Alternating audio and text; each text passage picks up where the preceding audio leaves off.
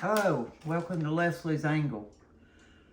For the ones that came back, I appreciate it. And for the ones that's just now come to check it out, I appreciate that very much.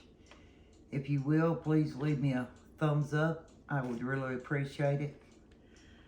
Okay. Joe Biden was asked today, would he be running again? And he said, I have not made an announcement, but he said, surely I will. And they said, you think that you're capable of running again? He said, just watch me. And he asked him, said, what does your wife have to say about this? Dr. Biden, Jill Biden. And his wife said something important we need to do. It's the important things that should have been taken care of, needs to be taken care of. And this man's talking about running again. Lord help us. Our crime rate is higher than it's ever been. I mean, I live close to Atlanta, and they say the crime rate in Atlanta is higher than California now. That's too close to me. And we're like sitting ducks for other countries. I mean, if you were in another country and you didn't like the USA or you wanted to do something to it, I mean, if you was going against the president like we've got over our country, the United States, would you be afraid to try something over here? I mean, the man is a joke. There's nobody scared of him. He don't even raise his voice, and if he does, he's trying to figure out if he should go right or left. And then he has to get his wife to show him. But honestly, you know, how is it going on with a president of the United States in the shape that this man is in? Either it's him or it's an actor. I'm not quite sure. Sometimes he looks younger, sometimes he looks a little older, but just too many mistakes. It makes you wonder, it really does. And it would be so easy for them to strike our country. Like I said, we're like sitting ducks. And drugs are just, they're pouring over here across the borders. I mean pouring. We're not only dealing with our children in school, with them trying to change their gender, but the danger that we are in and our children are in with these drugs is, I mean, it's terrible. Fentanyl crisis is a deadly substance, which is now the leading cause of deaths in the United States for Americans. Border policies that were passed by Biden has caused it to flow and still flowing over here.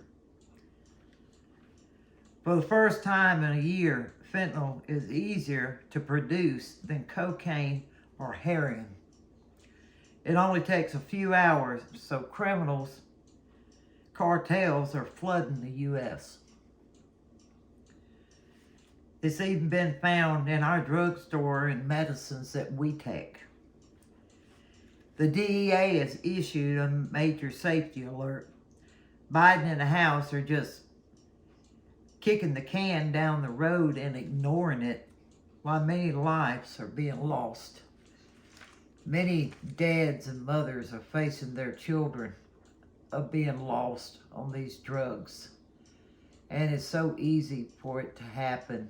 I mean, they're just little small pills they're making out of. And for them to get a hold of one, or somebody could put one in their drink. But either way, it's killing our children. Here we're fixing to start with the problems with diesel fuel.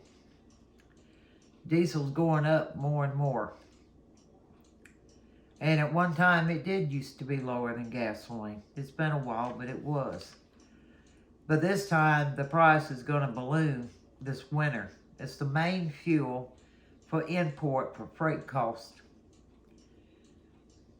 And because of Russia's imports into the USA are banned because diesel fuel is similar to heating oil, Europe's energy crisis has done started and diesel just reached a record high.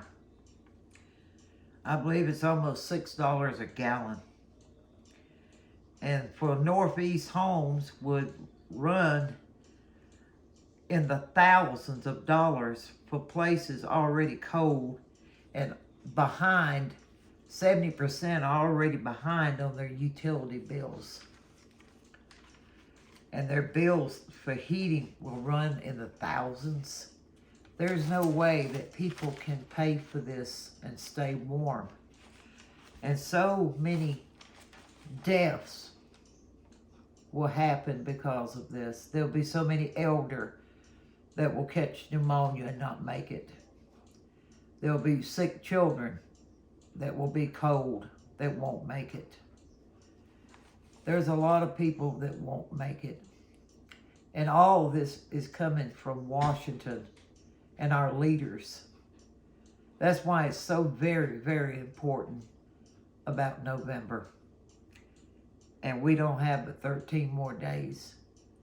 And I can't hardly wait because, like I said, something has got to change. But you send your kids to school, you don't know what they're being exposed to. And if you go to a school board meeting, like I said, and you try to ask what they're being taught and what's going on, you're either locked up or you're put out of the meeting. Who ever heard of such? Things didn't used to be that way. And they call this the new way? No, there's no new way. We need to go back to normal. We need to be normal. And the kids to be raised and taught what they're supposed to be taught. And not to be exposed to all these drugs that's flowing over the border. And they're so worried and concerned about the COVID, and they just let people from every country just flood over here. They're not checked for the COVID.